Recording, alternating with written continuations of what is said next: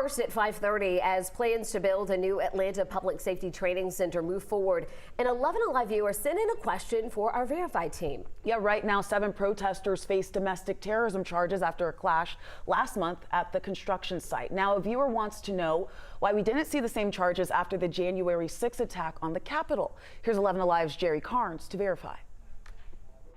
FBI Director Christopher Wray doesn't mince words when it comes to the attack on the US Capitol. That siege was criminal behavior, plain and simple, and it's behavior that we, the FBI, view as domestic terrorism. With that in mind, 11 Alive viewer Jennifer Linton has questions. Something just seems off about that, and I'm really not understanding that. She wants to know why none of the January 6 defendants are charged with domestic terrorism, but protesters here in Atlanta, known as the Forest Defenders, are facing those charges. Let's verify.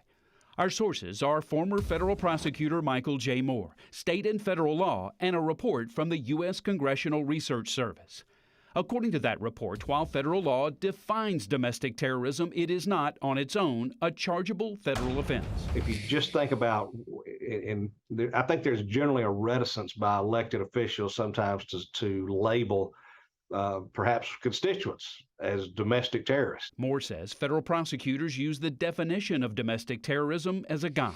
So federal prosecutors for a long time have gone under statutes like sedition, a conspiracy, those types of things, which essentially does the same activity as a domestic terrorism statute would. While they can't on the federal level, law enforcement officers in Georgia can charge a suspect with domestic terrorism. Georgia law allows that charge when a suspect, for example, tries to coerce the policy of the government by use of destructive devices, assassination, or kidnapping. So we can verify there is no federal domestic terrorism charge that prosecutors can use against the January 6 suspects, while Georgia law does have a specific charge that prosecutors here can and do use.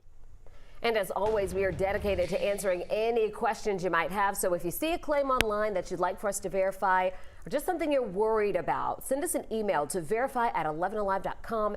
You can also text the word verify to that number on the bottom of your screen, 404-885-7600.